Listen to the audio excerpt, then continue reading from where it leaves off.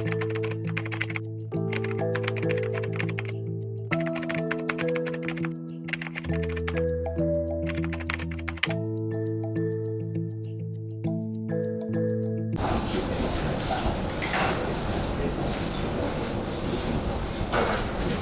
right. Well, good morning, guys. From the other part of the world, you see, still my time zone back home. Good afternoon to you. How are you? Fine.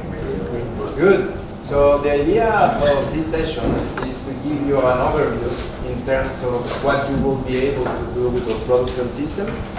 That is part of the elements that we have at AD Instruments. Probably you have seen this little guy sitting in the conference. There's a flagship product that is on that position.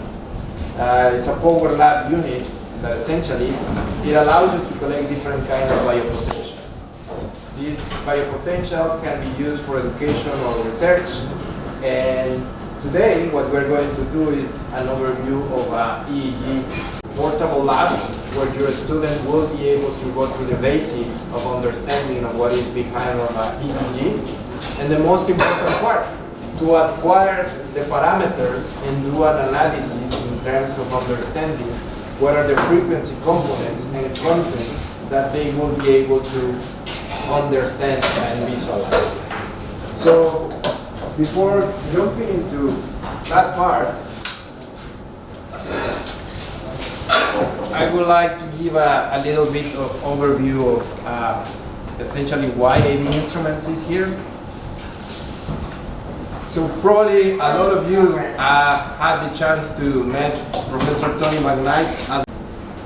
Professor McKnight and his son Michael are the founders of AD Instruments. Well, unfortunately, Tony passed away last year. But part of his passion was always helping the development of physiology in different parts of the world. And he had a very soft spot for Africa, and he always was pushing to help different institutions, different lecturers, students, all of you guys. So with that part, essentially his legacy continued. That's the reason why AD Instruments has been sponsoring also this conference, and that's why we traveled today to present to you this part of this solution with the future.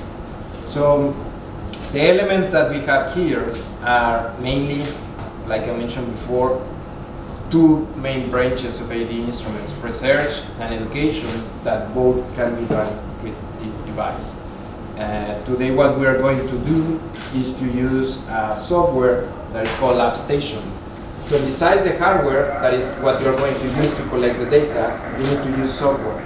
This software can be stored in a pen drive, so this could be your lab together with this. You can store here lessons related to human physiology, animal physiology, and in this case, the part of the EEG. So let's start the part of the lab.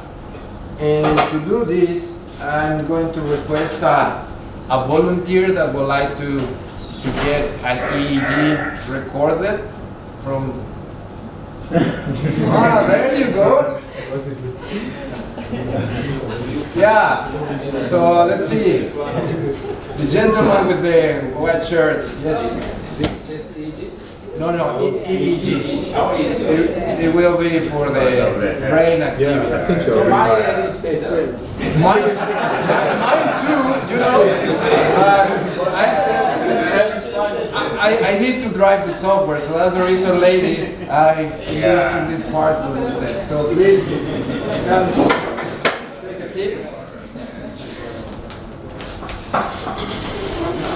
So usually we will do, you know, like a quick introduction of everybody to see from where institution you're coming from. But for time constraints, because we really want to get the most of this day for you to not just see this experiment but see the rest of them, we will skip the part of the intro and jump straight away to start using the software. Alright? Alright, but I think we deserve to know about our volunteer, and then you can tell us what do you do.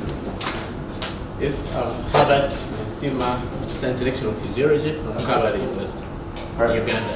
Okay, thank you very much for being a volunteer. And just because of that, at the end of this, you are going to win one of these. Your But I was pointing to the memory, huh? You got the power line, no, the memory first. So, what the system does is a plug and play solution. Hopefully everybody can see the screen. Yes. So to work, like I mentioned before, it's a self-contained solution. You don't need internet connection. You don't need to be connected also to a local area network that in the past we had. Once that you install AppStation in your system, you can also load different kind of lectures. So what we're going to do today is go step by step, like your student usually will do. So you create a folder where you will have the lessons, EEG, and just to give you a little bit on an overview of what will be what your student could do is go through a pre-lesson. During this pre-lesson, the system has been already prepared with different concepts that ideally they will need to understand before starting handling the equipment. Why for them need to do this? To have a better understanding and see the parameters that they are going to be able to record and analyze. So these will complement the different topics that you as a lecturer will already be providing in the classroom in a more interactive way, because the idea is that they will be asked questions in terms of, okay, from this statement, what the amplitude of the EEG signal recorded, the electrodes is true. So if they say, well, it's about the same size of an EMG signal, they can check the answer right away, and the system will let them know, no, that's not correct, and why? Try it again, right? So say, okay, let me think about it, should be less because it's inside the head, and then, right, that's why. And the idea, again, is that they will create this kind of an interactive environment in terms of questions and answers for them to start that engagement with the setup.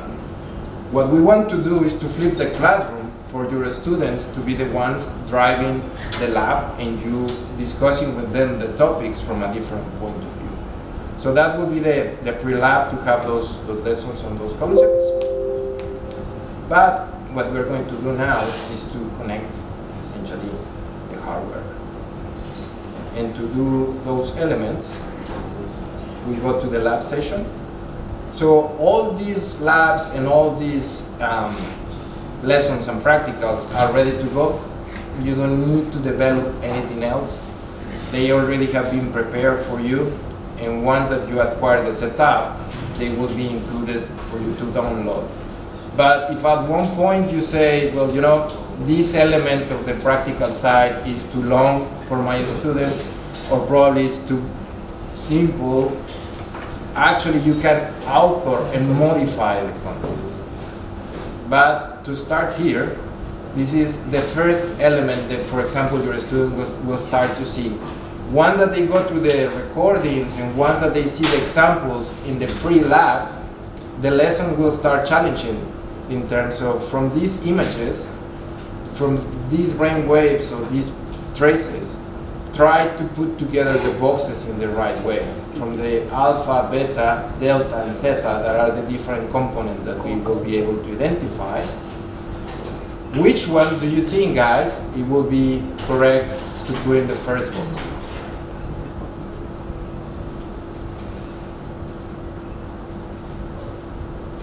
Not everybody at the same time? There's no time scale. Yeah, so it's a little bit the screen, but it's there. So if you're a student, let's pretend start to say, well, what about this will be beta, right? Theta, well, if you take a look at what is the frequency content, this is moving fast or slow? Slow. Slow. So probably that will be theta. What do you think? Is that right? So the system say, no. So what about there? Yay. So the plan or the idea is that your student will engage in a way that they will be able to start identifying the way that they will need to be in the EEG. So all these part of questions and answers change within the practical side, not just in terms of multiple answer questions, or in this case, a diagram that they need to drag and drop for them to try to identify different elements or use them in a different way. All right, so next part. For the equipment setup, like I mentioned before, the only thing that you need is a power lab. That will come with all the add-ons in terms of cables and interfaces that you will need to connect. The things that can be acquired by separate are consumables, but with all in all, what you will have is your lab in a bag. These can easily be in a bag, in one backpack. So if you can tell the rest of the crew how heavy it is for you. Don't go. It's later. Yeah. So with this in mind, that's why we want to do this. Ideally, guys, for the universities, what we advise is for students and groups to have between 5 maximum people working per power lab for them to be able to engage with the device, to connect the equipment. In an ideal world for this workshop, you will be the ones using the equipment, and I will be the one answering the questions in terms if something goes wrong. Because the idea is that if the students follow all these steps alone, they will be able to do the practical side by themselves, right? So what I'm going to do today is more or less of that. We will start the practical side with all volunteers. Thanks again. And later on, I will ask someone else to come and drive the equipment for you to actually try to use the equipment for the first time without any training, because the solution is plug and play. For you to see how easy it is to collect an ECG and how easy it is to analyze the part of the EEG. Right. Okay. So the first part, in this case, you will need to connect the bioamplifier. This unit comes with 4 ports of channel acquisition and a stimulator that is safe to be connected for students, unless that you want to really wake them up, but nothing will happen. Then we have the bioamplifier, that is one of the key components, because open the possibility not just to use the EEG, but also to do the EMP, ECG, and other value protections. All right, so we plug the unit, we put the power supply, data sync via the USB cable, and we are going to add the electrodes. So with all these parts, if you notice that everything is labeled and indicated in a way that the student will be able to identify what kind of connectors they need to be put in place.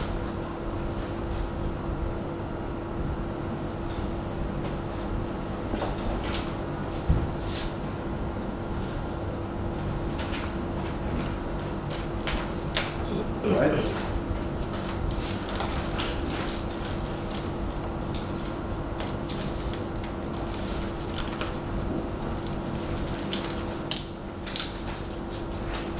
So this is the part where will be the sticky electrodes.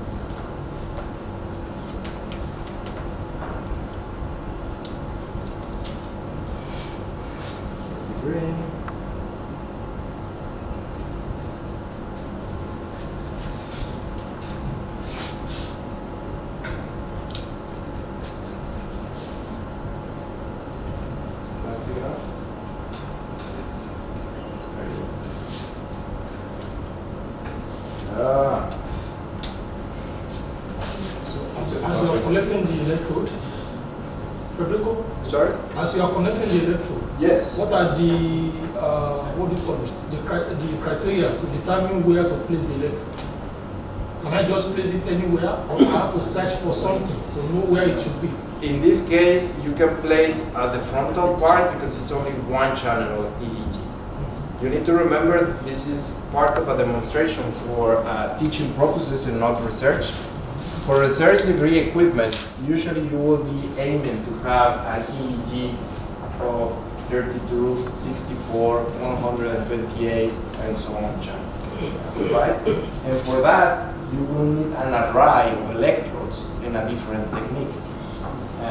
So we are talking about a completely different degree of data acquisition system and also software. So for this case, because it's a teaching setup, you aim for the frontal part to connect positive, negative, and ground. So it will be just one channel of EEG. If in the future this spikes the interest either of the student or another lecturer, we have a completely different branch of products and systems that go in that area, in many channels and also in animal models or human models that we can explore later on. But anyway, if you have any questions during this process, I forgot to mention, please feel free to ask, and yeah, we can have a chat. All right, so that's the electrode is not very sticky, right? It's all right. Yeah, let's see. Okay, so next part. We have the position, everything is right. So what we're going to do now is program the setup.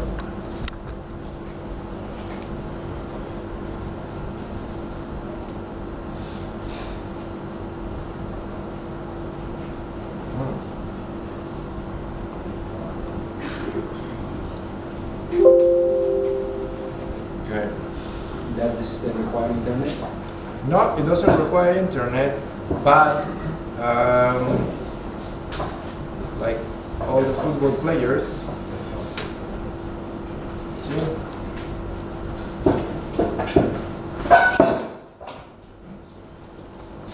That it will represent different parts of the brain linked to the activity and the frequencies that you will have. But to go into that direction to discuss with your students, they first need to be able to engage on what is going on with the frequencies and what frequencies are the ones that usually are being detected. Yeah. But he was But Can we use this one is recording the frontal activity? yeah. So can we remove that and put them at the central? Switch the electrodes. For this size of the electrodes that we have, you will pick up more or less the same signals. So if you take a look of what is going to be a research degree activity, it will be smaller electrodes and with more conductivity that usually will be golden plated in order to increase the amount of signals. So can these power apps support the same thing but using different? No, this is for this only teaching. So this one can't be used. No, because the maximum activity that you can get in terms of biopotentials are two. It's a dual biopotential. If for a more robust EEG analysis, you need at least 32, 64, 128 electrons. Yeah? Those are the ones that you will have in a EEG cap.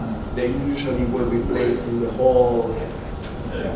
And then you add conductivity gel, removing the electrons. This one. This one no, but we have research degree power labs that those can. All right. Any question, guys? The visual system alone may not be enough because when this one, it totally behaves as if he's opening his eyes, and that is why we are not seeing the alpha wave correctly because of sound effect that behaves as if he's opening his eyes, because the brain functions essentially similar when there is auditory and when there is visual. That's correct. So it's part of the elements that later on are covered in the experiment for them to see, well, what is with the open your eyes when you close your eyes. later on there is one part will say what happened with your brain when you have a sharp sound. In other words, what happened in your brain when you are listening classical music compared what happened in your brain when you are listening like heavy metal, like very sharp sounds, so very different. Yeah. So that's those components that we need to consider. I mean, again, right? So if we move to the next steps, just in terms of we need to change rooms in 15 minutes. The other element that I was mentioning before in terms of having the music here is the one that you were saying. What happened when you have a sharp sound? What happened when you have the music engaged in a different activity? So for purpose of time, what I'm going to do is to load one of our files.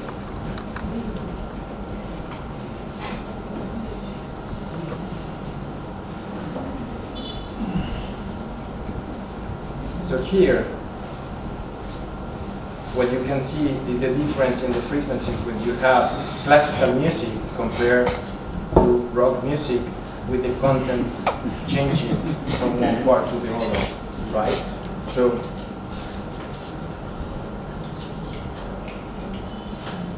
we are moving. So with more electrodes adding there, we also have a different configuration that will allow you to have multiple electrodes.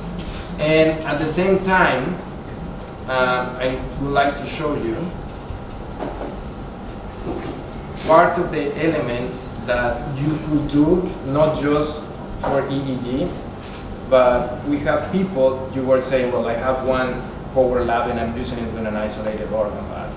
One of your country fellows from Africa, Professor Liv Meyer, has been using his power lab in one of our gas analyzers to try to identify what is the ideal anesthesia compound to anesthetize a rhino to avoid poachers killing them just for the horn. So in the park, in Kruger Park, they go look for the rhino.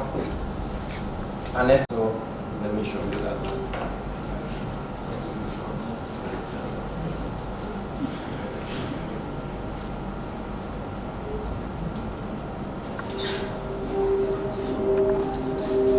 With rhino, when you look at the data of their physiology, these animals are actually sitting on a nice edge.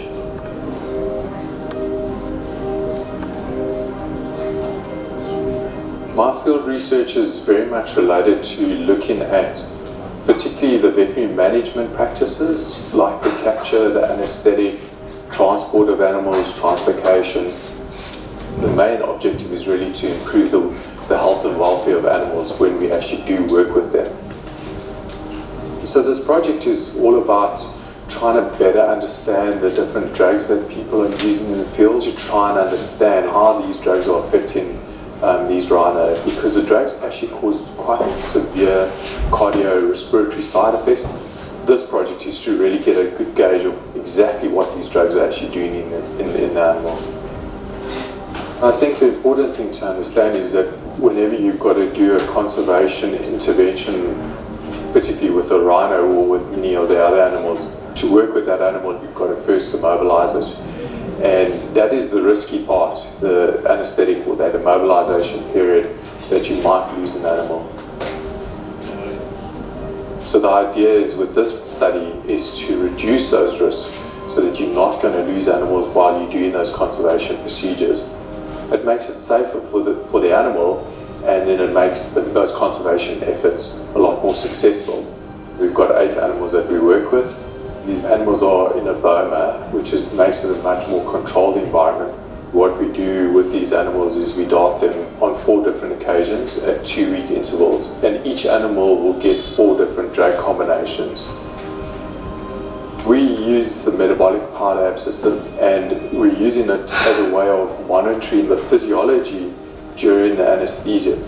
The main things that we're measuring in these animals is the airflow, which is measured by a spirometer, and that allows us to measure the ventilation, so how much the animals are breathing, how often they breathe in, respiratory rate, and also the depth, which is called the tidal volume.